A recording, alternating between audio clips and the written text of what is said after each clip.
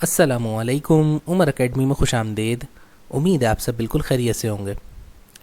तो आज हम आपको सेकेंड ईयर कंप्यूटर साइंस के chapter number 5 functions in C language के बारे में एक्सप्लेन करेंगे। इससे पहले हमने जब शुरू के लेक्चर्स थे जिसमें सी प्रोग्रामिंग की बेसिक्स का डिस्कशन चल रहा था, तो वहाँ पर हमने सी प्रोग्रामिंग के फंक्शंस के बारे में भी डिस्कस किया था, फंक्शंस की बेसिक्स बताई थी आपको। और आज के हमारे इस लेक्चर में हम उन्हीं तमाम टॉपिक्स को फर्दर एक्सटेंड करेंगे और जो हमारे इस चैप्टर के रिड्यूस सिलेबस के मुताबिक जो कंटेंट्स हैं, तो उसमें जो एक्स्ट्रा टॉपिक्स जो उस लेक्चर में रह गए थे उनको इंशाल्लाह ताला आज कंप्लीट कर लेंगे। तो सबसे पहले एक नज़र डालते हैं कि हमारे पास फंक्शन से मुतालिक इस चैप्टर के अंदर कौन कौन से एक्स्ट्रा कंटेंट्स इंक्लूड किए गए हैं।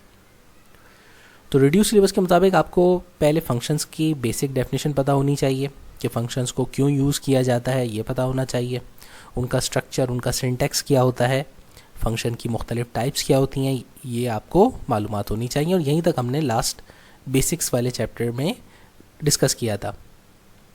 तो फंक्शंस का सिंटैक्स यहाँ आज हम रिवाइज़ करवा देंगे आपको थोड़ा सा क्विकली कि किस तरीके से फंक्शंस बनते हैं, फंक्शंस क्यों बनाए जाते हैं और उनका इस्तेमाल किस तरह से होता है। जो एक्स्ट्रा चीज़ें आज के लेक्चर में हम जो सीखेंगे तो उसमें हमारे पास sending and returning values from function के किस तरह वैल्यूज़ के अंदर मुख्तलिफ फंक्शंस को जो है हम यूटिलाइज़ कर सकते हैं, मुख्तलिफ पैरामीटर्स, मुख्तलिफ आर्गूमेंट्स की वैल्यूज़ को चेंज करके किस तरह से फंक्शन से जो है हम अपना आउटपुट ले सकते हैं। इसी तरह रिटर्न स्टेटमेंट को किस तरीके से यूज़ किया जाता है और हमारे पास लोकल और ग्लोबल वेरिएबल्स क्या होते हैं, ये सारे हमारे आज के डिस्कशन के टॉपिक्स हैं। तो सबसे पहले बिस्मिल्लाह पढ़ते हैं अपने फर्स्ट टॉपिक से और आपको ज़रा थोड़ा पिछला भी रिवाइज़ करवा देते हैं कि आखिर फंक्शन होता क्या है। तो फंक्शन के बारे में हमने जब लास्ट टाइम डिस्कस किया था तो हमने बताया था फंक्शन एक ग्रुप ऑफ स्टेटमेंट्स को कहते हैं। इसको एक ब्लॉक की तरह भी समझा जा सकता है कि जिसका काम एक ख़ास किस्म के स्टेटमेंट्स को एग्जीक्यूट करते हुए कोई ख़ास फंक्शन या कैलकुलेशन परफॉर्म करना होता है। तो फंक्शंस हमारे पास सी लैंग्वेज में यूज़ क्यों होते हैं, उसका क्या पर्पस होता है। तो फंक्शंस की मदद से हमारे पास प्रोग्राम के अंदर एक बहुत ही कंसाइज वे में कोडिंग की जा सकती है। अगर आप किसी एक पर्टिकुलर फंक्शन को डिफ़ाइन कर देते हैं वन टाइम, तो फिर उसके बाद बार बार उस कि जब भी आपको उस जैसी कैलकुलेशंस परफॉर्म करनी हो तो दोबारा से पूरी कोडिंग करने की ज़रूरत नहीं है, बल्कि आप वहाँ पर उस फंक्शन का सिर्फ नाम लिख करके उसको कॉल कर सकते हैं। तो ये कॉलिंग फंक्शन एक फ़ीचर होता है जिसकी मदद से हमारे प्रोग्राम की जो कोडिंग होती है वो कंसाइज हो जाती है। बार बार उसमें रिपीटेटिव स्टेटमेंट्स लिखनी नहीं पड़ती एक जैसे काम को दोबारा रिपीट कराने के लिए। तो ये इसका बेसिक मकसद होता है और ये इसका हमारा सबसे बड़ा एडवांटेज होता है फंक्शन का कि उसको कॉल करके हम प्रोग्राम की कोडिंग को कंसाइज कर सकते हैं और जो है इस तरह से हमारे पास प्रोग्राम में जो है एरर्स भी कम होते हैं और डिबगिंग करना भी आसान हो जाता है। अब बात करें अगर फंक्शन की टाइप्स की, तो फंक्शन बेसिकली दो कैटेगरीज में डिवाइड किए जाते हैं। एक कहलाते हैं लाइब्रेरी फंक्शंस और दूसरे कहलाते हैं user defined functions. Library functions को बिल्ट इन फंक्शंस भी कहा जाता है। ये वो फंक्शंस हैं जो कि ऑलरेडी सी जो है प्रोग्राम के कंपाइलर के अंदर डिफ़ाइन किए हुए हैं। तो जिस वक्त सी प्रोग्रामिंग की लाइब्रेरी फंक्शंस जो इसको कंपाइलर डिज़ाइन किया गया तो उसमें जो है ना इन फंक्शंस को ऑलरेडी इनकी स्टेटमेंट्स को डिफ़ाइन किया जा चुका है। तो जब हम प्रोग्राम स्टार्ट करते हैं तो शुरू में हम सी प्रोग्रामिंग में जो है प्री प्रोसेसर डायरेक्टिव और जब यूज़ करते हैं तो उसके साथ जो हेडर फाइल हम यूज़ करते हैं तो उसके अंदर उन फंक्शंस की डेफिनेशंस भी लोड हो जाती हैं। ये समझ लें कि वो सारे फंक्शंस हमारे हेडर फाइल और प्री प्रोसेसर की मदद से हमारे पास लोड हो जाते हैं और तमाम बिल्ट इन फंक्शंस जो हैं वो उनकी जो हेडर फाइल्स होती हैं वो .h के एक्सटेंशन से शो की जाती हैं। तो कभी भी प्रोग्रामिंग करते वक्त सी प्रोग्राम में अगर आप जो फंक्शंस यूज़ करने जा रहे हैं लाइब्रेरी फंक्शंस और उनकी आपने हेडर फाइल नहीं कॉल करी है, शुरू में यूज़ नहीं करी है, तो फिर वो फंक्शन जो है वो वहाँ पे परफॉर्म नहीं करेगा।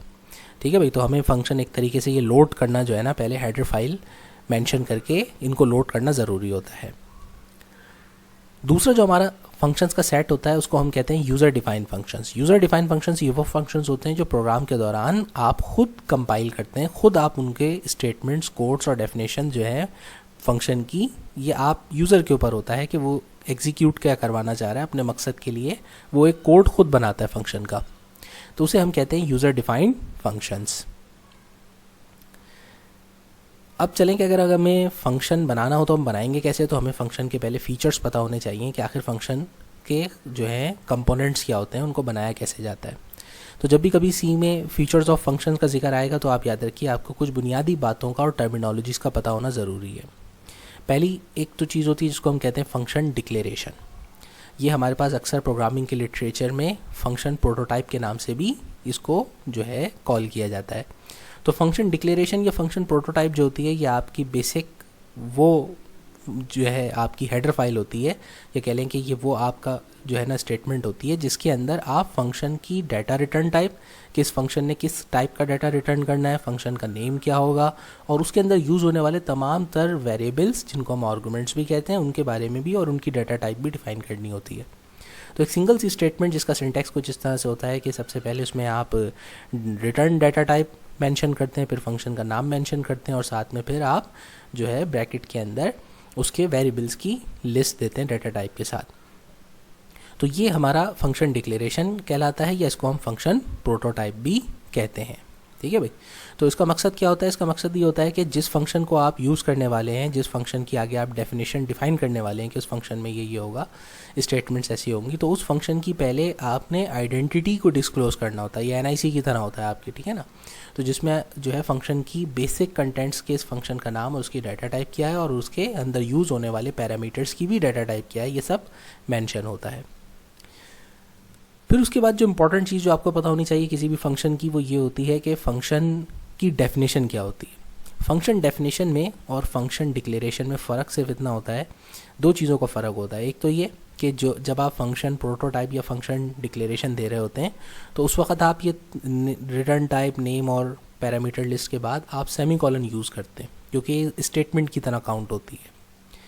जबकि जब आप फंक्शन डिफ़ाइन कर रहे होते हैं तो उस वक्त आप जो है यहाँ पर सेमीकोलन मेंशन नहीं करते, बल्कि इसके नीचे आपके पास कर्ली ब्रैकेट्स के अंदर स्टेटमेंट्स का एक कोड आता है, ब्लॉक आता है, जो कि उस फंक्शन को डिफ़ाइन कर रहा होता है कि इस फंक्शन के अंदर होगा क्या। ये समझ लें कि इसको हेडर इसलिए कहा था क्योंकि ये एक हेडिंग का काम कर रहा होता है। तो फंक्शन प्रोटोटाइप या फंक्शन डिक्लेरेशन जस्ट एक हेडिंग होती है जिसमें उसका सिर्फ तारुफ होता है, और फिर नीचे जो स्टेटमेंट्स जो होती हैं वो सारी कोड्स वो सब फंक्शन डेफिनेशन का हिस्सा होती हैं। तो गोया फंक्शन डेफिनेशन का जो सिंटैक्स होता है वो दो हिस्सों में डिस्ट्रीब्यूट करके एक्सप्लेन किया जा सकता है। पहला हिस्सा जो ये यहाँ येलो से हाईलाइटेड है, इसको हम फंक्शन हेड भी कहते हैं और इस हेड के अंदर फंक्शन डिक्लेरेशन की जाती है। और दूसरा हिस्सा जो होता है जो ग्रीन से हाईलाइटेड है उसे हम कहते हैं फंक्शन बॉडी। तो इसके अंदर आपको कर्ली ब्रैकेट्स के अंदर स्टेटमेंट्स के ग्रुप मेंशन करना होता है कि भाई इस फंक्शन के अंदर होगा क्या आखिर। अच्छा भाई, फिर उसके बाद हमारे पास हमने पार्ट्स ऑफ अ फंक्शन में फंक्शन हेडर तो बता दिया कि भाई फंक्शन हेडर में क्या क्या चीज़ें होती हैं, फंक्शन बॉडी में स्टेटमेंट्स होती हैं। डाटा रिटर्न टाइप का मतलब कि ये फंक्शन जब एग्जीक्यूट होगा तो उससे जो है अगर कोई डाटा रिटर्न करना है उसने तो वो किस टाइप का डाटा रिटर्न करेगा, इंटीगर करेगा, फ्लोट करेगा या कैरेक्टर करेगा, तो ये आपको मेंशन करना होता है। तो जो बेसिक डाटा टाइप्स होती हैं हमारे पास सी लैंग्वेज की, वही बेसिक डाटा टाइप्स यहाँ पर फंक्शन की भी रिटर्न में मेंशन की जाती हैं। अगर फंक्शन ने कुछ भी रिटर्न नहीं करना तो आप डाटा टाइप वॉइड रख दें, तो वॉइड डाटा टाइप जो होती है उससे फिर रिटर्न में कोई वैल्यू जो है नहीं आती। अच्छा भाई, फंक्शन का नेम जो है बहुत इंपॉर्टेंट चीज़ होती है कि किसी भी फंक्शन का नेम लिखते वक्त आपने आइडेंटिफायर के रूल्स को याद रखना चाहिए, क्योंकि जो रूल्स हैं कि किसी भी वेरिएबल के या कांस्टेंट के नेम देते वक्त आपने जो रूल्स लगते हैं आइडेंटिफायर के, वही यहाँ पर भी फंक्शन का नेम जो है मेंशन करते वक्त यूटिलाइज होते हैं। अच्छा भाई, जब बात होती है पैरामीटर्स की, तो पैरामीटर या आर्गुमेंट्स ये वर्ड बार बार यूज़ होगा आपका, तो आप कंफ्यूज मत होइएगा। पैरामीटर या आर्गुमेंट्स का मतलब होता है कि वो वैल्यूज़ जो आप फंक्शन के साथ डिफ़ाइन करते हैं कि किन वैल्यूज़ के ऊपर इस फंक्शन ने काम करना है, तो वो वेरिएबल्स को ही हम जो है पैरामीटर्स कहते हैं। फिर आगे चल करके पैरामीटर्स की दो टाइप्स हो जाती हैं, वो भी हम आगे डिस्कस करेंगे। एक कहलाते हैं एक्चुअल पैरामीटर्स और एक कहलाते हैं फॉर्मल पैरामीटर्स, ठीक है ना। तो ये जब आगे कॉलिंग फंक्शन डिफाइन करेंगे तो वहाँ पे ज़्यादा अच्छा समझ आ जाएगा, अभी तो सर के ऊपर से उड़ जाएगा। अच्छा भाई, फिर उसके बाद जो स्टेटमेंट्स का जो हिस्सा होता है जिसमें फंक्शन के अंदर एग्जीक्यूट होने वाली स्टेटमेंट्स के ब्लॉक को कर्ली ब्रैकेट्स के अंदर मेंशन किया जाता है, उस हिस्से को फंक्शन बॉडी कहते हैं। चलिए भाई, ये तो हो गया तारुफ फंक्शन का स्ट्रक्चर और कंपोजिशन क्या होती है। अगर आपसे ये पूछे तो आपने जो अब तक मालूमात दी हैं आपको, ये सारी चीज़ें कहलाती हैं स्ट्रक्चर फंक्शन या सिंटैक्स ऑफ अ फंक्शन, ठीक है। अब हम आगे चल करके फंक्शन की यूटिलाइजेशन कैसे होती है, फंक्शन को यूज़ कैसे किया जाता है और फंक्शन को कॉल कैसे किया जाता है, ये सब हम एक्सप्लेन करेंगे। अच्छा भैया, फंक्शन कॉल जो होती है उसका मतलब ये होता है कि जो फंक्शन हमने ऑलरेडी डिफ़ाइन किया हुआ है, जिसको हम कंपोज कर चुके हैं, उस फंक्शन को अगर आगे चल करके प्रोग्राम में कभी भी हमें दोबारा ज़रूरत पड़े उस स्टेटमेंट को रन करने की, तो उनको लिखने के बजाय हम फंक्शन को कॉल कर लेते हैं। तो कॉल करने का मतलब होता है कि जिस जगह पर फंक्शन को कॉल किया जाता है उस जगह से कंट्रोल जो होता है वो हमारा उस फंक्शन की तरफ चला जाता है जहाँ पर वो फंक्शन डिफ़ाइन हुआ होता है। ठीक है भाई। तो फंक्शन कॉल एक्चुअली सिर्फ प्रोग्राम के अंदर जब भी की जाती है तो ये कंट्रोल ट्रांसफ़र कर देती है उस जगह से जहाँ पर प्रोग्राम सीक्वेंस के हिसाब से चल रहा होता है, और वहाँ से जंप करके प्रोग्राम वहाँ चला जाता है जहाँ पर हमारा फंक्शन पहले से ऊपर कहीं डिफ़ाइन हुआ होता है। ठीक है। तो आगे हम प्रोग्राम बनाएंगे ना, तो उसमें ये फंक्शन कॉलिंग आपको आज करके भी दिखाएंगे।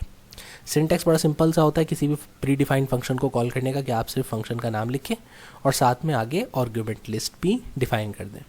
अब ये आर्गुमेंट लिस्ट आपके ऊपर डिपेंड करता है कि आप जब कॉल करें तो उसमें आप अपनी वैल्यूज़ को चेंज भी कर सकते हैं। ज़रूरी नहीं कि सिर्फ वही वैल्यूज़ जो कि पहले से डिफ़ाइन हुई थी उन्हीं के ऊपर आप कैलकुलेशन करें, तो ये आप यहाँ पे चेंज कर सकते हैं। ठीक है। इसी चेंजिंग की वजह से हमारे पास जो फंक्शन की कॉल होती है उसकी भी दो टाइप्स होती हैं। एक कहलाती है फंक्शन कॉल, जिसको हम कहते हैं कॉल बाय वैल्यू। ठीक है। ये बाय डिफ़ॉल्ट होती है सी प्रोग्रामिंग लैंग्वेज में। ठीक है। ये बात याद रखिएगा, ऑब्जेक्टिव्स में पूछ सकता है कि बाय डिफ़ॉल्ट जो हमारे पास फंक्शन की जो कॉलिंग होती है वो कॉल बाय वैल्यू होती है सी प्रोग्रामिंग में। ठीक है। और दूसरा जो तरीका होता है हमें फंक्शन कॉल करने का वो कहलाता है कॉल बाय रेफरेंस। अब दोनों में फ़र्क क्या होता है भाई? देखो, अब मैं सबसे पहले एक्सप्लेन करूँगा कि भाई हमने ऊपर कहा था कि हमारे पास पैरामीटर्स दो तरह से डिफ़ाइन होते हैं, यानी कि एक कहलाते हैं एक्चुअल पैरामीटर और एक कहलाते हैं फॉर्मल पैरामीटर। फ़र्क ये होता है कि जिस वक्त आप फंक्शन को किसी भी फंक्शन को कंपोज कर रहे होते हैं, उसको आपने उसकी हेडर फाइल डिफ़ाइन करी, फंक्शन को जो है ना डिक्लेयर किया, और साथ में उसके नीचे आपने उसको डिफ़ाइन करने के लिए पूरी बॉडी उसकी कंपोज कर ली। ठीक है भाई। तो उस वक्त जब आप जो फंक्शन की फर्स्ट टाइम क्रिएशन के वक्त जो वैल्यूज़ यूज़ करते हैं वेरिएबल्स की, उनको हम कहते हैं फॉर्मल पैरामीटर्स। ठीक है। अच्छा, अब ज़रूरी तो नहीं कि मैंने एक दफ़ा फ़र्ज़ करें मेरे पास एक मैथमेटिकल फंक्शन है स्क्वायर रूट का, ठीक है भाई, या स्क्वायर निकालने का, तो जो मैंने फंक्शन बनाते वक्त वैल्यू रखी हो हर दफ़ा मुझे उसी वैल्यू का स्क्वायर निकालना हो, तो मैं आगे चल करके स्क्वायर रूट निकालने के लिए मैं वैल्यू चेंज कर सकता हूँ। तो जब मैं अगर फंक्शन को स्क्वायर रूट के दोबारा किसी प्रोग्राम में आगे किसी लेवल पर कॉल करता हूँ, तो उस वक्त जब कॉल करते वक्त मैं उसकी वैल्यू चेंज करूँगा कि स्क्वायर रूट फंक्शन तो यूज़ करो लेकिन वैल्यू ये रखो जो मैं अभी तुम्हें बता रहा हूँ। तो जब कभी हम ये करते हैं तो उस वैल्यू को जो फंक्शन कॉलिंग के वक्त हम ब्रैकेट्स में पैरामीटर्स के तौर पे प्रोवाइड करते हैं, उस वैल्यू को हम कहते हैं एक्चुअल पैरामीटर। ठीक है। तो इन दोनों चीज़ों को पहले समझ लें कि एक्चुअल पैरामीटर जिस वक्त फंक्शन को कॉल किया जाता है और उस वक्त उसके जो आर्गुमेंट्स डिफ़ाइन किए जाते हैं उनको हम कहते हैं कि भाई ये हमारे एक्चुअल पैरामीटर्स हैं। और जिस वक्त फंक्शन कंपोज होता है अगर उस वक्त आपने जो वैल्यूज़ यूज़ की होती हैं वो कहलाते हैं फॉर्मल पैरामीटर। पहले ये दो बातें बिल्कुल समझ लें अच्छी तरह से, फिर उसके बाद ठंडा पानी पी लें, फिर आगे की बात समझिएगा। अब कॉल बाय वैल्यू और कॉल बाय रेफरेंस में क्या फ़र्क होता है? उसमें ये होता है कि जब आप कॉलिंग करते हैं कॉल बाय वैल्यू, तो उसमें होता ये है कि हमारे पास मेमोरी एड्रेस दोनों वैल्यूज़ का, दोनों वेरिएबल्स का, एक एक्चुअल पैरामीटर का और फॉर्मल पैरामीटर का, वो डिफरेंट होता है। तो इसमें सी प्रोग्राम करता ये है कि दोनों की मेमोरी लोकेशन डिफरेंट रखता है, तो दोनों की वैल्यूज़ आपस में एक दूसरे के साथ मिक्स नहीं होती और एक दूसरे के ऊपर ओवरराइट नहीं होती। तो ये हमारे पास जब हम इस तरीके से कॉल करते हैं तो इसे कहते हैं कॉल बाय वैल्यू। जो कॉल बाय रेफरेंस होता है उसमें फ़र्क सिर्फ ये होता है कि वैल्यू ओवरराइट हो जाती है, वहाँ मेमोरी का एड्रेस सिर्फ एक सिंपल एक रहता है। ठीक है भाई। और एक्चुअल पैरामीटर और जो है वहाँ पर जो फॉर्मल पैरामीटर होते हैं वो वहाँ पे एक ही जगह पर एक ही लोकेशन पे सेव होते हैं। अब ये बात आपको एक छोटे से सैम्पल प्रोग्राम बना करके जो है एक्सप्लेन करते हैं तो इंशाल्लाह और ज़्यादा अच्छी तरह से क्लियर हो जाएगी। तो जैसे भी मैंने कहा कि कॉल बाय वैल्यू के अंदर हमारे पास ओवर राइटिंग नहीं होती एक्चुअल और फॉर्मल पैरामीटर में। ठीक है। अब देखें, ये छोटा सा सैम्पल प्रोग्राम बनाया है हमने। प्रोग्राम की स्टार्टिंग करी, सबसे पहले प्री प्रोसेसर डायरेक्टिव यूज़ किया, अपनी हेडर फाइल यूज़ करी। इस हेडर फाइल के अंदर तमाम हमारे जो फंक्शन बेसिक फंक्शंस हैं वो ऑलरेडी लोड हो जाएंगे। ठीक है भाई। अच्छा भाई, फिर उसके बाद हमने स्टार्टिंग करी। स्टार्टिंग में मैंने फंक्शन को डिफ़ाइन किया है। ठीक है। एक फंक्शन डिफ़ाइन कर रहा हूँ, उसकी डाटा टाइप रखी इंटीगर और आगे उस फंक्शन का नाम रखा है इंक्रीमेंट, और उसके साथ उसके आर्गुमेंट लिस्ट में एक ही वेरिएबल मैंने मेंशन किया और उसकी डाटा टाइप भी इंटीगर रखी है। ठीक है। अब ये फंक्शन डिफ़ाइन हो गया। अब नीचे उसकी ये फंक्शन का हेडर है, ये डिक्लेरेशन कहलाएगी। उसके बाद नीचे उसकी फंक्शन की डेफिनेशन मौजूद है। ठीक है। तो देखें, जब कभी भी फंक्शन को डिफ़ाइन किया जाता है तो उस वक्त पे फर्स्ट जो आप डिक्लेरेशन देते हैं उसके अंदर आप सेमीकोलन यूज़ नहीं करते, क्योंकि ये कंबाइन एक ही जगह आपने पूरी डेफिनेशन और हेडर मौजूद है, तो ये पूरा ऐसा सिंगल यूनिट काउंट होता है। इसे कहते हैं फंक्शन डेफिनेशन। अब आगे चल करके कभी आप अगर जैसे सिर्फ सिंगल हेडर डिक्लेरेशन कर रहे हो, ठीक है भाई, बॉडी अटैच ना हो, तो फिर वहाँ पे आपको सेमीकोलन सिंटैक्स में देना पड़ता है। अच्छा, प्रोग्राम स्टार्ट हुआ, हमने इंक्रीमेंट का फंक्शन, उसके अंदर यूज़ होगा आर्गुमेंट इंटीगर, उसकी डाटा टाइप है, नाम उसका ए रखा। उसके अंदर हो ये रहा है कि मैंने ए की वैल्यू में इंक्रीमेंट करवाया, लिखा कि A is equals to a+1, कि ए की वैल्यू में एक स्टेप ऐड करके जो भी प्री डिफाइंड ए की वैल्यू उसको इंक्रीज़ करके ए के एड्रेस पे सेव कर दो। साथ में रिटर्न है कि भाई ए की वैल्यू क्या हो गई है, अब नई वैल्यू जो होगी ए की वैल्यू रिटर्न कर दो। ये मेरा एक फंक्शन हो गया, ठीक है भाई। अच्छा, उसके बाद प्रोग्राम में मैंने स्टार्टिंग की दूसरे फंक्शन से, ठीक है भाई, मेन के नाम से, और फिर मेन फंक्शन के अंदर मैंने एक नया वेरिएबल इंट्रोड्यूस करवाया, उस वेरिएबल की वैल्यू असाइन करी 10। उसके बाद नीचे मैंने कॉलिंग यूज़ करी, ठीक है भाई। अब ये जो मैंने अलग से येलो कोड में हाईलाइट किया रीजन, ये वो स्टेप है जिसके अंदर मैं मेन फंक्शन के अंदर प्रीवियसली डिफाइंड फंक्शन को कॉल कर रहा हूँ, ठीक है ना। तो मैंने वेरिएबल टाइप रखी सी, डाटा टाइप उसकी इंटीगर रखी, और उसके आगे मैंने असाइन उसको करी वो वैल्यू जो कि फंक्शन कॉल से रिटर्न होगी, यानी यहाँ से जो वैल्यू रिटर्न होगी वो यहाँ पर जो है सेव हो जाएगी। तो इंटीगर सी के अंदर वैल्यू उस फंक्शन की होगी जो कि कॉलिंग से आएगा यहाँ पे। अच्छा भाई, अब प्रोग्राम की एग्जीक्यूशन के वक्त स्टेप्स क्या होंगे। जब प्रोग्राम ये डिफ़ाइन होता है, प्रोग्राम तो ये हमने डिफ़ाइन किया है, यहाँ से प्रोग्राम की एग्जीक्यूशन स्टार्ट होगी जो हमारा मेन फंक्शन है, ठीक है भाई। और ये तो फंक्शन डेफिनेशन है। जब प्रोग्राम स्टार्ट होगा यहाँ पर आएगा, और फिर उसके बाद आगे जो है कॉलिंग हुई है, तो अब जैसी जहाँ कॉलिंग होती है वहाँ पर कंट्रोल शिफ्ट हो जाता है फंक्शन के पास, यानी यहाँ पर पॉज हो जाएगा, इसकी एग्जीक्यूशन इसका अगला स्टेप पे नहीं जाएगा, बल्कि इंक्रीमेंट के बाद वो इंक्रीमेंट वाले फंक्शन पर ट्रांसफ़र हो जाएगा। अब जब मैंने फंक्शन कॉल किया यहाँ पे इंक्रीमेंट से, तो उसके आगे ब्रैकेट में बी लिखा है, ए नहीं लिखा। क्यों? क्योंकि मैं कह रहा हूँ कि इंक्रीमेंट वाले फंक्शन को यूज़ करो मेरी डिफाइन वैल्यू से। ये मेरा बी की वैल्यू जो है ये मेरा एक्चुअल पैरामीटर है, और यहाँ पे जिस वक्त फंक्शन को कंपोज किया, यहाँ मैं ए वेरिएबल की जो भी वैल्यू मेंशन करूँगा वो कहलाएगा फॉर्मल पैरामीटर, ठीक है भाई। अच्छा, अब ये इंक्रीमेंट वाली चीज़ कॉल करी, फंक्शन यहाँ पहुँच गया, ए की वैल्यू को नहीं यूज़ करेगा क्योंकि उसको हुक्म हुआ है यहाँ पे कि बी के साथ ही इंक्रीमेंट का फंक्शन यूज़ करना है। तो बी की वैल्यू क्या है मेरे पास 10, और वो जब उसको एग्जीक्यूट करेगा तो बी की वैल्यू में इंक्रीमेंट करके रिटर्न करेगा इंक्रीमेंटेड वैल्यू जो कि होगी 11, ठीक है। अच्छा, अब ये तो मैं कह रहा हूँ ना थ्योरेटिकली, अब ये बात सही है कि नहीं है ये तो प्रोग्राम का कोड रन करके अभी देख लेंगे। फिर अपनी बात को चेक करने के लिए कि ये बिल्कुल ऐसे काम किया इसने, हमने 3 प्रिंट स्टेटमेंट यूज़ करी। पहली प्रिंट स्टेटमेंट से हमने प्रिंट करवाया कि भाई प्रिंट करो वैल्यू बी की बिफोर कॉलिंग, कि इसको कॉल करने से पहले हमने जो वैल्यू थी बी की वो क्या थी वो हम यहाँ पे प्रिंट करवाएंगे, ठीक है भाई। फिर उसके बाद अब चूँकि फंक्शन कॉल हो चुका है, उसके कॉल के बाद उसकी वैल्यू जो होगी ऑब्वियसली वो इंक्रीमेंट हो चुकी होगी। हमें कैसे पता चलेगा इंक्रीमेंट हुई है? क्योंकि हमने इंक्रीमेंटेड वैल्यू को कहाँ पे रखा है, सी पे रखा हुआ है, ठीक है भाई। और यहाँ पे हमने बी को कॉल किया है, कॉल मतलब कि बी की वैल्यू जो भी है वो यहाँ पे प्रिंट हो जाए, और यहाँ पर इंक्रीमेंटेड वैल्यू बी की सी के वेरिएबल के साथ प्रिंट हो जाएगी। अच्छा, यहाँ पर एक छोटी सी मिस्टेक होगी, एक स्टेटमेंट ना आगे पीछे हो गई है। ये वाली स्टेटमेंट जो है इसको यहाँ से करते हैं कट, और इस स्टेटमेंट को हमें इंक्रीमेंट से पहले यूज़ करना था, ठीक है भाई। हाँ, अब ठीक है। तो उसमें होगा ये कि जो हमने बी की वैल्यू रखी है तो वो हम चेक करेंगे पहले प्रिंट करवा के कि बी की वैल्यू कॉलिंग से पहले क्या प्रिंट होती है, और कॉलिंग के बाद भी हम प्रिंट करके चेक कर लेंगे कि उसको कहीं ओवरराइड तो नहीं कर रहा वो, ठीक है भाई। अब चलते हैं अपनी इस वर्किंग को समझाने के लिए, इस कोड को करते हैं यहाँ से कॉपी, और उसके बाद जो है कंपाइलर पे चल के इसको पेस्ट कर देंगे। चलिए भाई, बिस्मिल्लाह। तो अब इसमें होना क्या चाहिए, अभी इसका एक्सपेक्टेड आउटपुट बता देते कि भाई यहाँ पर हमारे पास b की वैल्यू 10 है, इंक्रीमेंट के बाद हो जाएगी वो 11, ठीक है भाई, बिस्मिल्लाह। अच्छा भाई, तो देखो प्रोग्राम ने बिल्कुल वैसे ही परफॉर्म किया। आपने कोड रन किया जब अपना ये, तो सबसे पहले हमें पता है कि हमने यहाँ फंक्शन डिफाइन किया हुआ है, और उस फंक्शन के अंदर हमने वेरिएबल आर्गुमेंट के तौर पे ए लिया है, लेकिन ए की वैल्यू हमने कोई असाइन नहीं करवाई, ठीक है ना।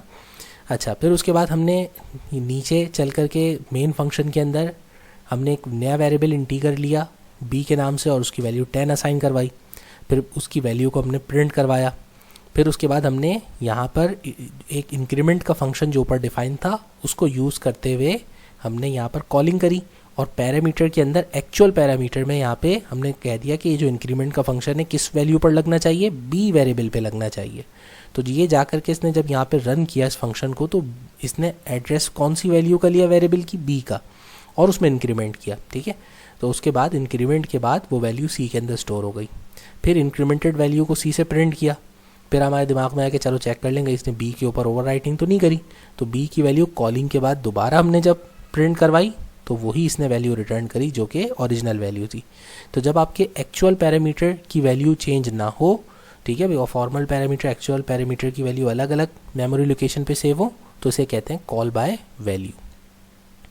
अच्छा, थोड़ा सा हम एक और काम करते हैं दिलचस्प। यहाँ पे प्रोग्रामिंग सीखनी है ना, तो थोड़ी बहुत आपके दिमाग में आइडियाज़ आएँ तो आप उसको खुद से ट्राई किया करें। अब करते ये हैं कि यहाँ पर हम एक वैल्यू जो है ना ए को असाइन करवाते हैं, ठीक है भाई।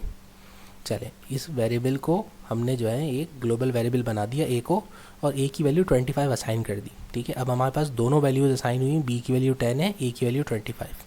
अब रन करके देखते हैं अब क्या करता है ये।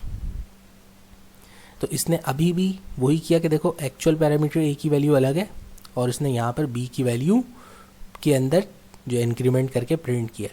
अगर मैं यहाँ एक्चुअल पैरामीटर में बी की जगह ए लगा दूँ, ठीक है भाई, तो अब होगा क्या कि ये मेरे फंक्शन में इंक्रीमेंट करेगा, लेकिन ये वही वैल्यू यूज़ करेगा जो कि ए वेरिएबल की है, ठीक है। तो अब बी वैल्यू में इंक्रीमेंट नहीं होगा, तो बी की वैल्यू वही रही, लेकिन इंक्रीमेंटेड वैल्यू क्या प्रिंट हो गई अब 26, ठीक है भाई। तो आपको अल्हम्दुलिल्लाह से इंशाल्लाह ताला समझ आ गया होगा।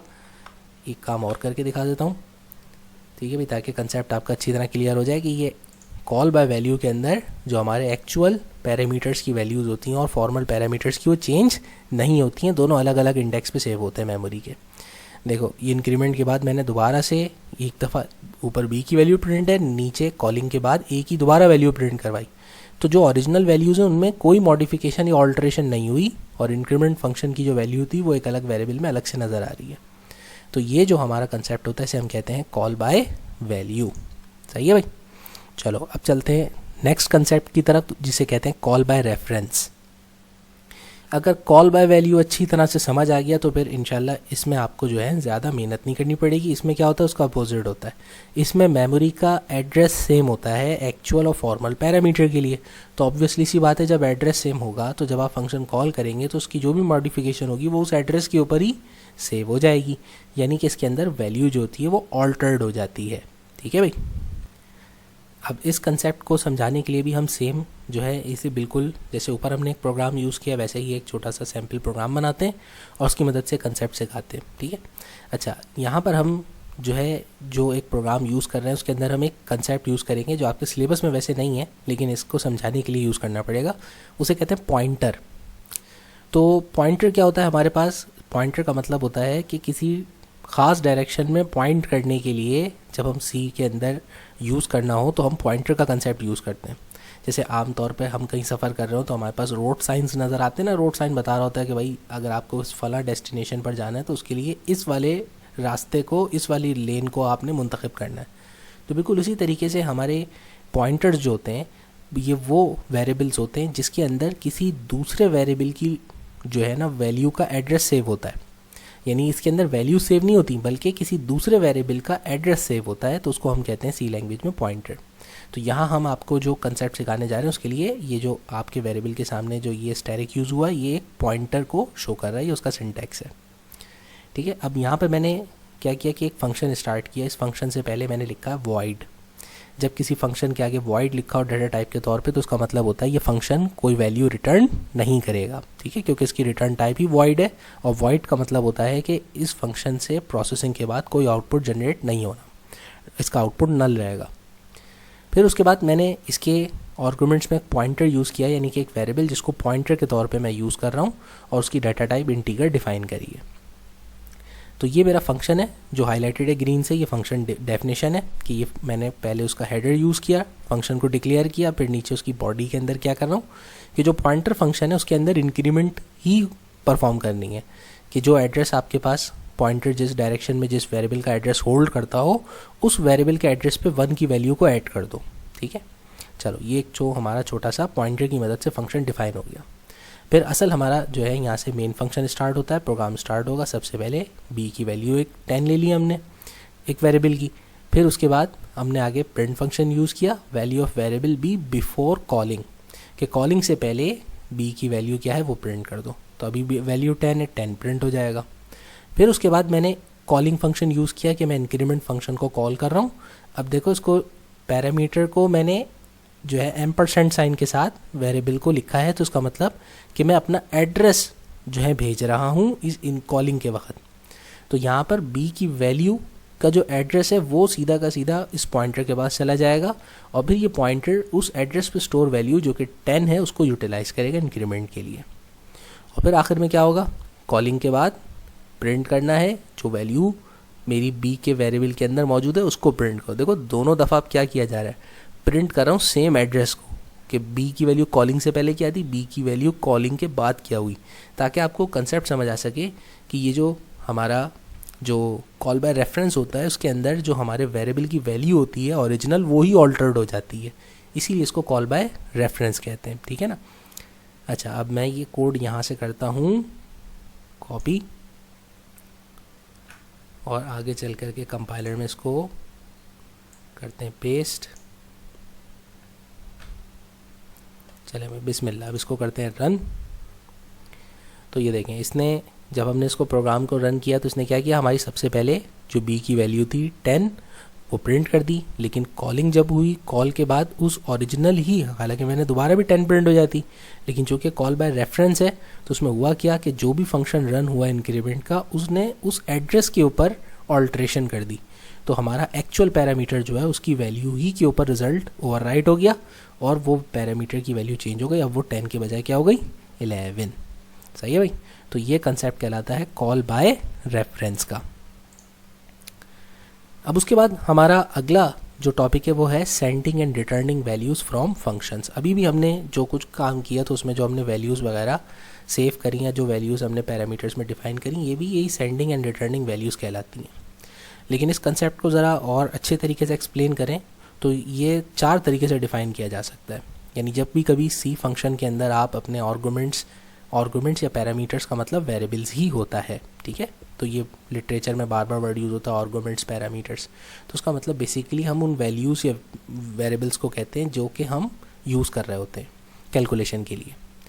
तो किसी भी सी फंक्शन के साथ 4 तरह की कंडीशंस हो सकती हैं। ठीक है भाई, जब हम उसमें वैल्यूज़ पास कर रहे होते हैं तो पहली कंडीशन ये हो सकती है कि हमारे पास फंक्शन कुछ इस तरीके का होगा जिसके अंदर कोई आर्गुमेंट्स नहीं होंगे, यानी कि कोई इनपुट वैल्यू नहीं होगी और ना ही उसकी कोई रिटर्न टाइप होगी, ना वो रिटर्न करेगा ना किसी इनपुट को एक्सेप्ट करेगा, ऐसा फंक्शन। ठीक है भाई, आगे चल के एक्सप्लेन करते हैं मिसालों से कैसे होता है। दूसरी कंडीशन वो होती है जब फंक्शन के पास कोई आर्गुमेंट यानी कोई गिवन वेरिएबल ना हो लेकिन उसके पास रिटर्न वैल्यू कुछ ना कुछ असाइन की गई हो डाटा टाइप के तौर पे। जैसे कि हमने ऊपर फंक्शन में यहाँ पर अपने मेन फंक्शन के साथ जो लिखा हुआ है वॉइड, इसका मतलब है कि फंक्शन ने रिटर्न कुछ नहीं करना, लेकिन आगे आर्गुमेंट के अंदर इंटीग्रल लिखा हुआ है, इसका मतलब कि इसने इनपुट कुछ लेना है लेकिन आउटपुट में कोई वैल्यूज़ की इस फंक्शन की नहीं आएगी। इसी तरीके से अगर किसी फंक्शन के आगे लिखा हुआ होता है इंटीगर फ्लोट, तो उसका मतलब ये होता है कि ये जो लिखा हुआ है इस फंक्शन ने इंटीगर वैल्यू रिटर्न करनी है या इस फंक्शन ने कोई फ्लोट वैल्यू रिटर्न करनी है। तो ये जो है हमारे फंक्शंस पासिंग वैल्यू के एतबार से 4 कैटेगरीज में आते हैं। ठीक है, अब एक काम करते हैं एक एक करके ना उनके फंक्शनल प्रोग्राम के साथ, सैम्पल प्रोग्राम के साथ आपको समझाते हैं ताकि अच्छी तरह समझ आ जाए, वरना थ्योरेटिकली अगर आप इसको पढ़ेंगे ना तो चक्कर ज़रूर आएंगे। तो अगर कोई कंसेप्ट प्रोग्रामिंग का जब आप पढ़ते हैं तो फर्स्ट टाइम पढ़ के अगर आपको सर में दर्द लगे, ठीक है, हेडेक फील हो, फ़ौरन उसी वक्त वहाँ रुक जाएं, चिल करें। ठीक है भाई, ये नहीं कहा किताब बंद करके भाग जाए हमेशा के लिए, थोड़ा सा चिल करें, कोल्ड ड्रिंक पिएँ, ठंडा पानी पिएँ और उसके बाद घूम फिर करके थोड़ी देर बाद दोबारा उसको ठंडे दिमाग से पढ़ें। फर्स्ट टाइम बाज़ औक़ात कुछ कंसेप्ट प्रोग्रामिंग के समझ नहीं आते, लेकिन उसको जब आप 1-2 दफ़ा पढ़ते हैं बेसिक्स को क्लियर करने के बाद तो फिर आपको वो जो है पल्ले पड़ना शुरू हो जाते हैं। ठीक है, अच्छा, तो मैं हर टाइप को इसीलिए सैम्पल प्रोग्राम की मदद से समझाऊंगा ताकि आपको समझ आ जाए कि हाँ भाई ये फंक्शन किस तरीके से होता है और किस तरह से इसकी वर्किंग होती है। तो सबसे पहले कहा कि फ़ंक्शन एक ऐसा फंक्शन जिसमें कोई आर्गुमेंट्स ना हो और कोई रिटर्न टाइप ना हो। ठीक है, तो ऐसा फंक्शन हम बनाएंगे कैसे भाई? इस तरह से बनाएंगे कि एक फ़ंक्शन लिया मैंने, फंक्शन 1 नाम रखा, उसके आगे देखें उसके पैरेंथेसिस के अंदर कोई मैंने वेरिएबल जो है इंसर्ट नहीं किया, कोई वैल्यू उसमें इंसर्ट नहीं की, साथ साथ उसके बाहर उसकी डाटा टाइप रिटर्न वॉइड लिख दी। तो ये एक ऐसा फंक्शन है जिसमें कोई वेरिएबल की वैल्यू इनपुट वैल्यू नहीं होगी और इसमें से कोई वेरिएबल आउटपुट वैल्यू यानी फंक्शन के बाद कुछ भी रिटर्न नहीं होगा। अब इस फंक्शन के अंदर मैंने सिर्फ एक सिंपल प्रिंट स्टेटमेंट यूज़ करी कि स्क्रीन पे एक मैसेज प्रिंट कर देना कि ये एक फ़ंक्शन है, ये एक मिसाल है उस फंक्शन की जो कि कोई किसी किस्म का इनपुट आर्गुमेंट नहीं लेगा और रिटर्न में भी कोई वैल्यू प्रिंट नहीं करेगा। ठीक है, अब आपने क्या किया, अब आपने नीचे इस फंक्शन एक मेन फंक्शन लिया, ये तो फंक्शन डेफिनेशन हो गई, और नीचे चल के आपने मेन फंक्शन के अंदर उस फंक्शन को कॉल किया। जब आप उस फंक्शन को कॉल करेंगे तो उस फंक्शन की सिवाय इस स्टेटमेंट के प्रिंट होने के और कोई चीज़ वो प्रिंट नहीं करेगा, कोई वैल्यू 0 भी प्रिंट नहीं होगा। सही है भाई? चलें अब इसको ज़रा कोड को करते हैं यहाँ से कॉपी और चल के करते हैं पेस्ट कंपाइलर पे।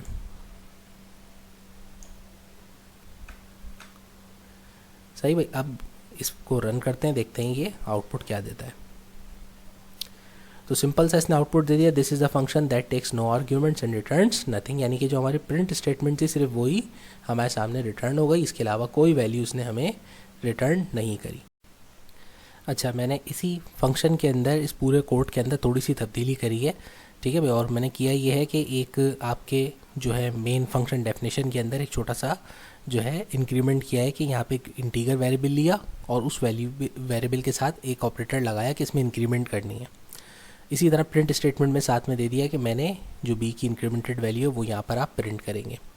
फिर इस फंक्शन को मैंने मेन फंक्शन के अंदर कॉल किया और जब कॉल कर रहा हूँ तो कॉल करते वक्त मैंने यहाँ पर एक नया वेरिएबल इंट्रोड्यूस कराया और उसकी वैल्यू रखी 15। अब कॉलिंग इस फंक्शन की कर रहा हूँ कि ये फंक्शन वर्क करे लेकिन मेरी दी हुई वैल्यू के ऊपर जो 15 है उसके ऊपर रन करे। तो जब इस गिवन वैल्यू के साथ कि मैं यहाँ कॉलिंग के वक्त जो है ना आर्गुमेंट पैरामीटर यूज़ कर रहा हूँ लेकिन डिफाइनिंग के वक्त मैंने यहाँ पर कोई पैरामीटर डिफाइन नहीं किया है। ठीक है भाई, कि ये इनपुट लेगा किसी पैरामीटर का। तो फिर जब मैं इस प्रोग्राम को रन करूँगा तो ये जो मेरा फंक्शन जो इसने इनपुट लिया हुआ है ये इसको यहाँ पर रन नहीं करेगा, ये इस a की वैल्यू के ऊपर ये कैलकुलेशन नहीं करेगा। क्यों नहीं करेगा? क्योंकि यहाँ पर ब्रैकेट्स के अंदर कोई वैल्यू मौजूद नहीं है। ठीक है भाई, तो इसको हम प्रोग्राम को रन करके देखते हैं तो उसके बाद भी इसका यही आउटपुट आएगा। हाँ भाई, तो इसने इसको कंपाइल करने के बाद इसने क्या रिजल्ट दिया कि this is a function that takes no arguments and returns nothing, और आगे 1 प्रिंट हुआ। हालांकि इंक्रीमेंट के बाद यहाँ पर 16 प्रिंट होना चाहिए था लेकिन 1 क्यों प्रिंट हुआ? क्योंकि इस फंक्शन को डिफाइन करते वक्त मैंने कोई आर्गुमेंट्स नहीं रखे हैं, एम्प्टी रखा है।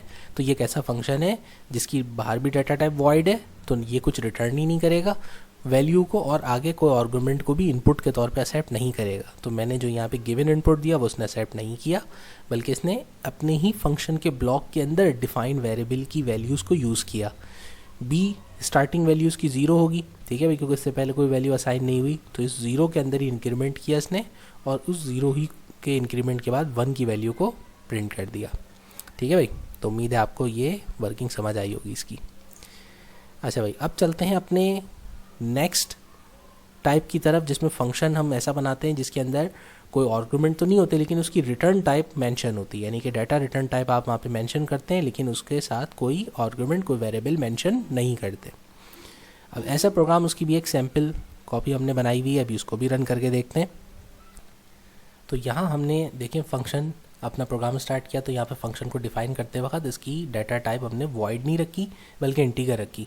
तो ये कैसा फंक्शन हो गया जो कि रिटर्न करेगा इंटीगर वैल्यूज़ को लेकिन इसमें आर्गुमेंट्स कोई मेंशन नहीं है, यानी कि इनपुट कोई वेरिएबल नहीं लेगा। ठीक है, फिर नीचे हमने यहाँ पर साथ में प्रिंट स्टेटमेंट यूज़ करी कि this function takes no argument but returns 50, कि ये कोई आर्गुमेंट नहीं लेगा लेकिन ये 50 वैल्यू प्रिंट करके दिखाएगा। ठीक है, क्यों? क्योंकि नीचे हमने रिटर्न में भी 50 लिख दिया है। तो प्रिंट स्टेटमेंट के आगे डबल कोटेशन के अंदर जो भी चीज़ आप लिखते हैं वो सारी वो प्रिंट कर देता है। और फिर नीचे हमने रिटर्न स्टेटमेंट के अंदर एक वैल्यू दी है, तो ये रिटर्न स्टेटमेंट की वैल्यू को जो है रिटर्न करेगा। अब यहाँ पर अगर 50 की जगह मैं कोई भी डेसिमल वैल्यू लेता तो वो रिटर्न नहीं करता। क्यों? क्योंकि डाटा टाइप आपने क्या डिफाइन की है? इंटीगर। तो जैसे ही आप डाटा टाइप डिफाइन करेंगे वैसे ही आप रिटर्न के साथ वैल्यू भी उसी डाटा टाइप की डिफाइन कर सकते हैं। ठीक है। अच्छा, अब ये तो फंक्शन डिफाइन हो गया। अब नीचे इस फंक्शन को कॉल किस तरीके से किया गया कि मैंने एक वेरिएबल जिसकी डाटा टाइप भी वही रखी इंटीगर, ताकि क्लैश ना हो उनमें। फिर उसके बाद मैंने एक वेरिएबल, जो वेरिएबल यहाँ पे इंटीगर में लिया था x, उस x के अंदर इस फंक्शन की कॉलिंग करवाई। अब आपको पता है जब ये फंक्शन कॉल होगा तो यहाँ से जो है एग्जीक्यूशन ट्रांसफ़र यहाँ पर हो जाएगी, और यहाँ फंक्शन 1 के अंदर जो रिटर्न वैल्यू है वो कितनी लिखी हुई है? 50। तो जो रिटर्न वैल्यू लिखी है वो इस x की जगह पर यहाँ पर वैल्यू रिटर्न हो जाएगी, और फिर उसके बाद मेरी प्रिंट स्टेटमेंट की रिटर्न वैल्यू कितनी आई है वो यहाँ पर मेंशन कर देगा। ठीक है।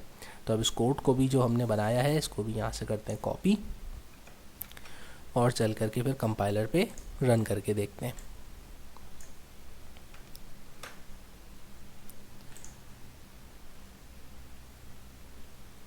अच्छा भाई, तो जब देखें इसको रन किया हमने तो उसने क्या किया? This function takes no arguments but returns 50। ये तो प्रिंट स्टेटमेंट थी, इसने एज इट इज़ इसको प्रिंट कर दिया। लेकिन उसके बाद मैंने नीचे प्रिंट स्टेटमेंट यूज़ करी थी अपने कॉलिंग के बाद, और वहाँ पे लिखा था कि रिटर्न वैल्यू क्या आएगी? जो वैल्यू x की है उसको प्रिंट कर दो। तो यहाँ पर मैंने अगली जब कॉलिंग के बाद प्रिंट स्टेटमेंट यूज़ करी तो उसमें कहा कि x की वैल्यू को प्रिंट करो, और x की वैल्यू जो है वो कॉलिंग के बाद जो रिटर्न होगा वो वैल्यू होगी। तो यहाँ पर जब कॉलिंग हुई है तो फंक्शन ने रिटर्न 50 करना था, 50 यहाँ पे रिटर्न किया, और 50 उसने नीचे प्रिंट कर दिया।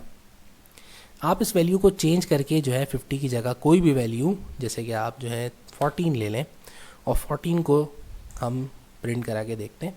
तो देखें उसने ऊपर जो 50 लिखा हुआ है ये तो एक हमारे डबल कोटेशन के अंदर जो भी आर्गुमेंट, जो भी हमने यहाँ पे स्ट्रिंग यूज़ किया उसको उसने प्रिंट कर दिया एज इट इज़। लेकिन रिटर्न के साथ जो वैल्यू लिखी हुई है ये वो वैल्यू है जो इस इंटीगर के अंदर, जो इस वेरिएबल के अंदर x के सेव होगी कॉलिंग के बाद।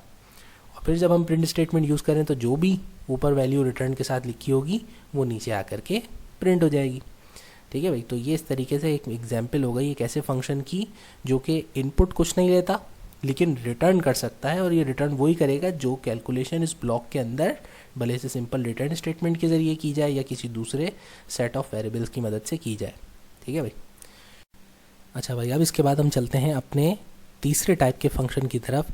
ये एक ऐसा फंक्शन होता है जो कि जो है आर्गुमेंट्स को एक्सेप्ट करता है, यानी कि उसमें आप इनपुट आर्गुमेंट्स मेंशन कर सकते हैं, लेकिन उस फंक्शन से जो है कोई रिटर्न वैल्यू जो है वो नहीं देता।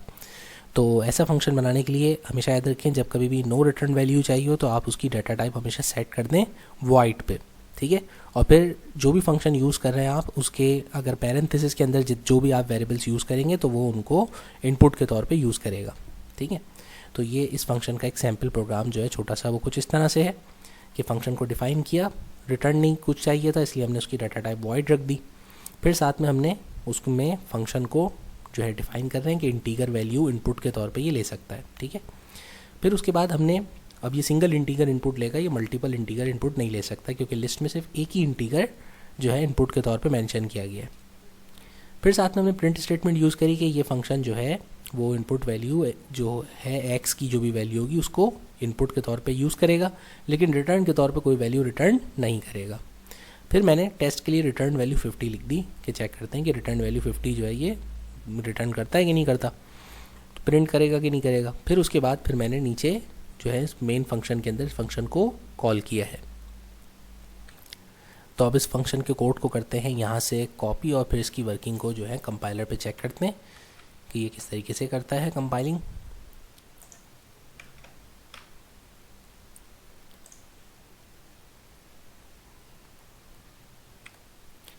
तो इसने प्रोग्राम का आउटपुट देखें, इसने प्रिंट कर दिया this function is taking 10 S argument. ठीक है भाई, जो 10 हमारी इनपुट वैल्यू थी जो हमने कॉलिंग के वक्त हमने इनपुट वेरिएबल एक्स दिया तो इसने उसको यूटिलाइज़ किया आर्गूमेंट के तौर पे, बट रिटर्न्स नथिंग। मगर ये कोई वैल्यू रिटर्न नहीं करेगा, तो आगे कुछ भी प्रिंट करने से कोई फ़ायदा नहीं होगा, कोई रिटर्न वैल्यू ये रिटर्न नहीं करेगा। सही है भाई। अच्छा, तो उसके बाद हमारे पास जो चौथी और आखिरी टाइप बच जाती है फंक्शन की, ठीक है, वो बनती है एक ऐसे फंक्शन जो कि इनपुट के तौर पे आर्गूमेंट्स भी एक्सेप्ट करता है और साथ में रिटर्न भी करता है वैल्यूज़ को। ठीक है। तो अब ये फंक्शन बनाने का बड़ा आसान तरीका ये है कि भाई इसमें हमेशा याद रखिए कि इसकी डाटा टाइप वॉइड के अलावा आप कुछ भी रख सकते हैं, इंटीगर रखें, फ्लोट रखें, जो भी आप डाटा टाइप्स हैं उसमें से यूज़ कर सकते हैं। लेकिन साथ में बस वॉइड मत रखिएगा, क्योंकि जब भी वॉइड होती है तो उसका मतलब कुछ भी आउटपुट रिटर्न नहीं होता। फिर उसके बाद आपकी आर्गुमेंट लिस्ट में भी आपकी मर्जी है कि आप वॉइड के अलावा कोई सी भी जो है डाटा टाइप आप इसमें यूज़ कर सकते हैं, और जितने चाहें एक से ज़्यादा मल्टीपल आप जो है आर्गुमेंट्स वेरिएबल्स वो भी यूज़ कर सकते हैं। तो अब ये एक छोटा सा फंक्शन, इसमें हमने क्या किया कि भाई फंक्शन अपना डिफ़ाइन किया और उसमें हमने कहा कि भाई ये फंक्शन जो है आर्गुमेंट्स एक्सेप्ट करता है और साथ में ये रिटर्न करेगा स्क्वायर्ड वैल्यू, यानी कि जो इनपुट वैल्यू देंगे उसका ये स्क्वायर रिटर्न करेगा। और नीचे हमने रिटर्न स्टेटमेंट में दोनों वेरिएबल्स को आपस में मल्टीप्लाई कर दिया। अब दो वेरिएबल्स आपस में खुद मल्टीप्लाई हो तो वो स्क्वायर ही क्रिएट करते हैं। जैसे 2 को 2 से मल्टीप्लाई करेंगे तो 2 का स्क्वायर 4 हो जाएगा, 4 को 4 से मल्टीप्लाई करेंगे तो उसका स्क्वायर 16 आ जाएगा। फिर नीचे हमने मेन फंक्शन के अंदर अपने एक वेरिएबल को डिफ़ाइन किया, ठीक है भाई, उसकी डाटा टाइप इंटीगर रखी। फिर नीचे जो है उसकी वैल्यू असाइन करते वक्त उसको असाइन क्या कर रहे हैं, फंक्शन, उसकी असाइन वैल्यू में फंक्शन को कॉल करवा रहे हैं कि फंक्शन को कॉल करो लेकिन इनपुट वैल्यू जो है वो 12 लो, यानी कि हमारी दी हुई वैल्यू का स्क्वायर निकालो, ठीक है। फिर उसके बाद हमने जो है आगे चल के प्रिंट स्टेटमेंट यूज़ करी कि भाई रिटर्न वैल्यू ये क्या करता है, और फिर हम चेक करेंगे कि ये प्रोग्राम हमारे चेंजिंग करने के बाद भी कैसी तरीके से बिहेव करता है या इसमें कुछ एरर्स आते हैं। तो यहाँ से इसको करते हैं कॉपी और यहाँ पे करेंगे इसको पेस्ट। तो ये है फंक्शन हमारा फोर्थ टाइप का, जिसकी जो कि है कि भाई ये फंक्शन हमारे इन कुछ ना कुछ रिटर्न वैल्यू भी करेगा और इसके अंदर आर्गुमेंट्स भी एक्सेप्ट होते हैं। तो आर्गुमेंट्स यहाँ पर x मौजूद है। अब मैं इसको पहले तो डायरेक्टली रन करके देखता हूँ। तो जब इसको रन किया, चूँकि गिवन वैल्यू हमारी y की हमने यहाँ पर जो वैल्यू जब कॉल किए फंक्शन तो मैंने कांस्टेंट यूज़ किया कि भाई इनपुट के तौर पर 12 को यूज़ करो। तो ये 12 वैल्यू पर इसने इसको रन किया और इसने जो है 12 का स्क्वायर 144 बिल्कुल करेक्ट प्रिंट कर दिया। अच्छा, अब देखिए मैंने इसी प्रोग्राम के अंदर थोड़ी सी मॉडिफिकेशन करी है। किया ये है कि मैंने एक इंट्रोड्यूस करवा दिया है एक ग्लोबल वेरिएबल, ठीक है भाई, जो सबसे पहले ही मैंने प्री प्रोसेसर के बाद डिफाइन किया कि x एक वेरिएबल है जिसकी वैल्यू होगी 10, ठीक है भाई। अच्छा, और फंक्शन जिस वक्त डिफ़ाइन किया तो उस वक्त उसकी जो है ना हमने डाटा टाइप भी डिफ़ाइन कर दी है, यहाँ पर भी कर देते डिफ़ाइन। अच्छा, तो फिर उसके बाद जो है मैंने कहा कि एक वेरिएबल x जो है वो हमारे पास इनपुट पैरामीटर के तौर पे यूज़ होगा, उसकी ऊपर वैल्यू जो है वो 10 है। और साथ साथ मैंने यहाँ पर अपने मेन फंक्शन में जहाँ इस फंक्शन को कॉल करूँगा तो उस वहाँ पर कॉलिंग के वक्त मैंने जो है एक नया इंटीगर z के वेरिएबल नाम से इंट्रोड्यूस करा है और उसकी वैल्यू रखी है 15। अब मैं सबसे पहले इस फंक्शन को कॉल कर रहा हूँ। लास्ट टाइम तो जब हमने कॉल किया था तो वो वैल्यू 12 कांस्टेंट रखी थी। इस दफ़ा अब मैं वैल्यू जो रख रहा हूँ वो एक वेरिएबल की वैल्यू पास कर रहा हूँ कि z की वैल्यू का निकालो तुम स्क्वायर। तो इस दफ़ा जब मैंने प्रोग्राम रन किया तो इसने देखें किसको यूज़ किया, इसने इंटीगर की वैल्यू 10 यूज़ नहीं करी, इसने जो नया जो वेरिएबल इंट्रोड्यूस कराया था 15 उसका स्क्वायर इसने कैलकुलेट करके दिखाया। इसी तरीके से अगर जो प्रोग्राम में ग्लोबल वेरिएबल डिफ़ाइन किया है x, उस x के ऊपर इस प्रोग्राम को रन करूँगा तो जो है देखें इसने अब इसका आउटपुट क्या आ रहा है 100। तो इस तरीके से आप जो है इसमें इनपुट कहीं से भी ग्लोबल वेरिएबल से डालें या फिर आप लोकल वेरिएबल से यूज़ करके इसको दें। जब ये आप प्रोग्राम रन करेंगे, कॉल करेंगे तो ये रिटर्न वैल्यू जो है वो स्क्वायर की प्रिंट कर देगा, ठीक है भाई। तो इस तरीके से आपको चारों टाइप के फंक्शंस बता दिए कि जब कभी भी हम वैल्यूज़ पास करते हैं तो हमारे पास 4 कंडीशंस आ सकती हैं कि हमारे 4 टाइप्स के फंक्शंस हो सकते हैं, और चारों के टाइप्स के सैम्पल प्रोग्राम्स के साथ आपको जो है वर्किंग दिखा दी उसकी, ठीक है। अब उसके बाद हमारा नेक्स्ट जो टॉपिक आता है वो है रिटर्न स्टेटमेंट का, कि रिटर्न स्टेटमेंट हमने कई दफ़ा यूज़ करी है तो आखिर ये रिटर्न स्टेटमेंट होती क्या है। रिटर्न स्टेटमेंट का काम ये होता है किसी भी प्रोग्राम के लेवल पर उसकी एग्जीक्यूशन को, उसके कंट्रोल को ट्रांसफ़र करना, ठीक है। तो जो हमारे पास जिस जगह रिटर्न स्टेटमेंट यूज़ होती है इसका मतलब ये होता है कि ये प्रोग्राम जिस ब्लॉक के अंदर रिटर्न स्टेटमेंट यूज़ हुई है इसकी एग्जीक्यूशन कंप्लीट हो गई है, ये हो गया दी एंड। और अब कंट्रोल सीक्वेंस के एतबार से जिस जगह से इस फंक्शन को कॉल किया गया था दोबारा उस पॉइंट पर रिटर्न कर देना चाहिए। तो ये फंक्शन होता है रिटर्न स्टेटमेंट का। तो जनरली तौर पर अगर आप रिटर्न स्टेटमेंट नहीं भी यूज़ करते तब भी सीक्वेंस के हिसाब से कॉलिंग फंक्शन जो होता है जब वो एंड होता है तो उसके बाद उसकी पोजीशन दोबारा वहाँ पर ट्रांसफ़र हो जाता है कंट्रोल सीक्वेंस का, जहाँ से वो इनिशिएट हुआ होता है। ठीक है भाई, यानी जिसने उसको कॉल किया होता है तो वो उस जगह पर वापस रिटर्न हो जाता है और फिर सीक्वेंस के हिसाब से ही आपकी एग्जीक्यूशन होती है। क्योंकि सी प्रोग्रामिंग जो है वो एक सीक्वेंशियल जो है आपकी परफॉर्मेंस देती है, एग्जीक्यूशन रखती है।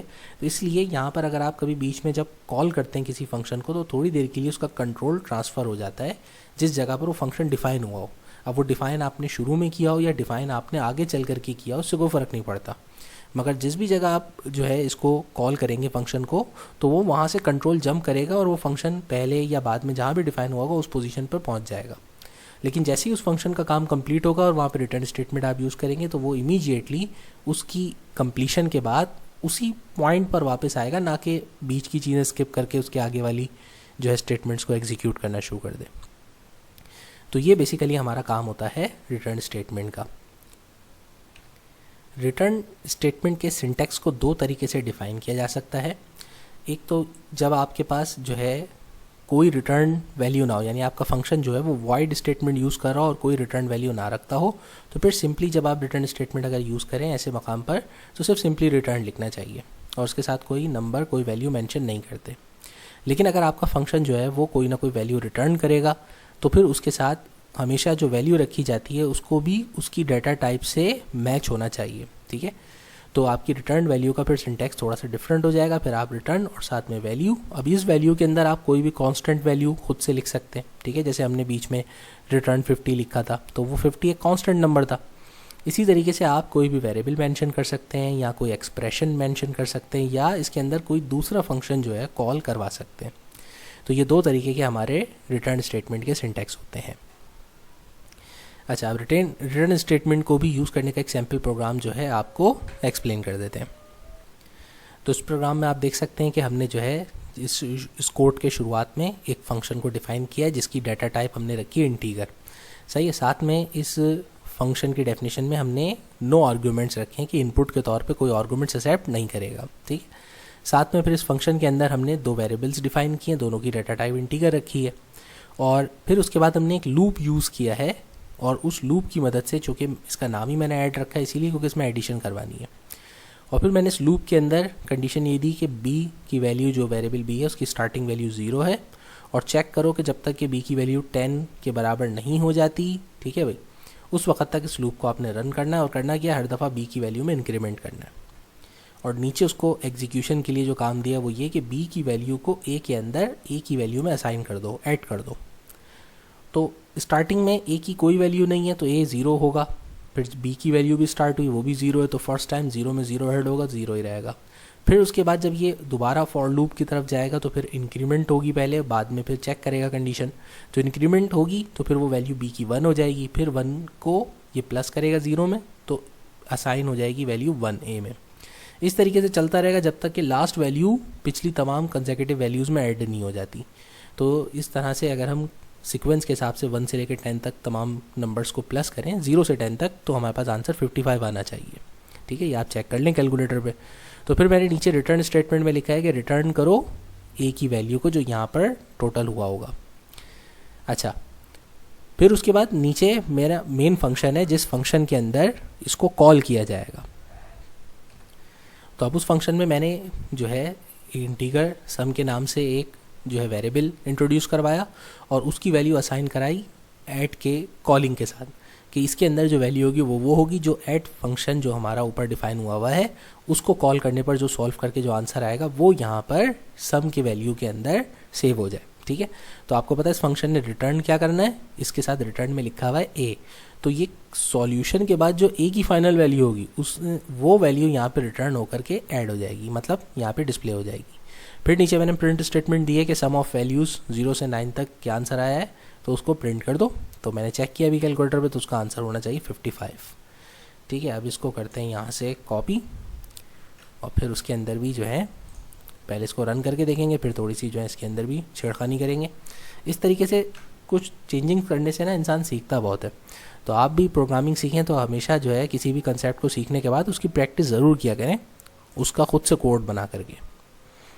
चले भाई, तो उसको हमने रन किया तो जो है इसने फॉरवर्ड आंसर दे दिया कि 0 से 9 तक का टोटल आंसर क्या है 55। ठीक, अब हम करते हैं इसमें थोड़ी सी चेंजिंग्स करते हैं कि मैं रिटर्न के साथ एक ही जगह लिख देता हूँ रिटर्न 100।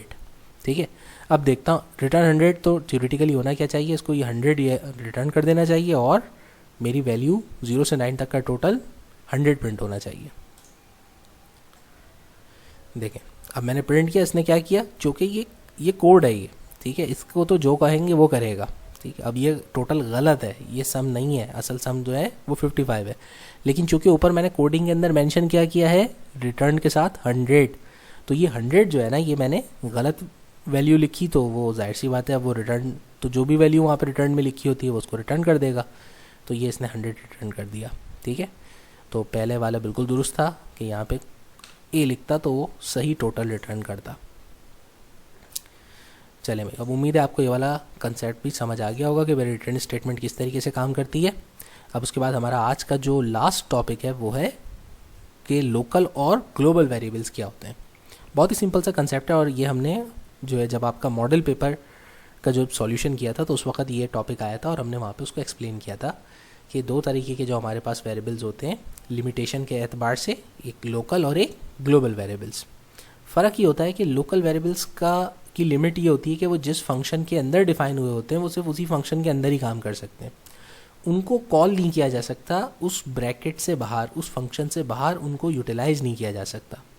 जैसे एक सिंपल सा एक प्रोग्राम यहाँ बना हुआ है कि यहाँ पे मैंने एक छोटा सा प्रोग्राम बनाया, उसमें दो वेरिएबल्स इंट्रोड्यूस कराए, दोनों की वैल्यूज़ लिखी और फिर उन वैल्यूज़ को प्रिंट करवा दिया।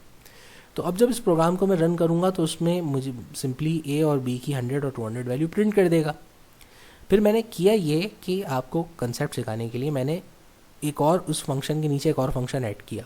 ठीक है, ये तो पहला एक मेन फंक्शन है, मैंने एक और उसके बाद एक फंक्शन स्टार्ट करवाया और उस फंक्शन के अंदर दोबारा प्रिंट करने की कोशिश करी ए की वैल्यू। अब ए वेरिएबल जो कि ग्लोबली डिक्लेयर नहीं है, या तो मैं ए को मेन से ऊपर डिफाइन करता, अगर मैं मेन के ऊपर रखता, जैसे लास्ट प्रोग्राम में हमने एक्स की वैल्यू को रखा था, तो अगर मैं यहाँ पर मेन से पहले डिफाइन कर लेता, इस वेरिएबल को डिक्लेयर कर देता तो ये रन कर जाता प्रोग्राम बिना एरर के। लेकिन अभी अगर इसको अगर रन करूँगा तो ये एरर दे देगा। ठीक है ना, दोनों प्रोग्राम प्रिंट करके दिखा देते। ठीक है भाई, कि ये जो है दोनों में ये प्रोग्राम तो सही रन करेगा क्योंकि इसमें ग्लोबल वेरिएबल्स के कंसेप्ट को बिल्कुल सही डिफाइन किया गया है।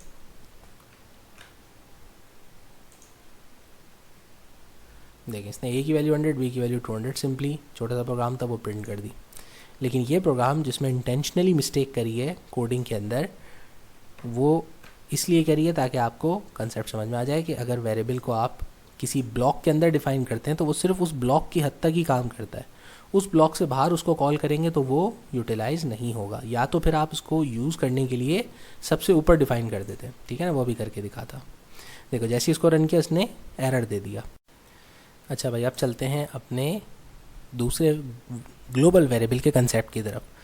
तो ग्लोबल वेरिएबल जो होता है ये एक ऐसा वेरिएबल होता है जिसको आप, जैसे मैंने कहा कि आप अपने मेन फंक्शन से पहले ही जो है डिफाइन कर देते हैं, उसकी वैल्यू असाइन कर देते हैं, तो फिर उसके बाद आप उसे दूसरे फंक्शंस के अंदर, मल्टीपल फंक्शन ब्लॉक्स के अंदर आप उसको कॉल कर सकते हैं। ठीक है भाई, तो इसके लिए एक छोटा सा सैम्पल प्रोग्राम है, इसको भी आज का आखिरी प्रोग्राम है, इसको भी जो है रन करके आपको दिखा देते हैं भाई, ताकि आपको कंसेप्ट क्लियर हो जाए इंशाल्लाह। ये देखें, इसमें मैंने इस प्रोग्राम में मैंने फंक्शन के शुरू में ही प्री प्रोसेसर के बाद एक वेरिएबल की वैल्यू को जो है असाइन कर दिया, डिक्लेयर कर दिया, और फिर उसके बाद जब मैंने फंक्शन स्टार्ट किया तो उसके अंदर एक और वेरिएबल को जो है यहाँ पे डिक्लेयर किया और उसकी वैल्यू भी असाइन कर दी।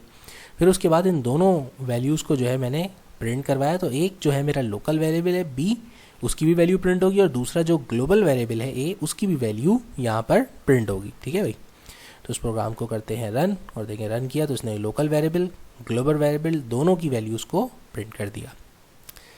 तो इस तरीके से हमारा आज का लेक्चर होता है ख़त्म, और उम्मीद है कि आपको ये सारे टॉपिक्स जो है समझ आए होंगे और इंशाल्लाह ये आपके लिए एग्ज़ाम में और ऑब्जेक्टिव्स के हिसाब से हेल्पफुल होंगे। अब इंशाल्लाह लास्ट चैप्टर जो है आपका कोशिश करेंगे कि जल्द से जल्द ईद से पहले अपलोड कर दें। Thank you.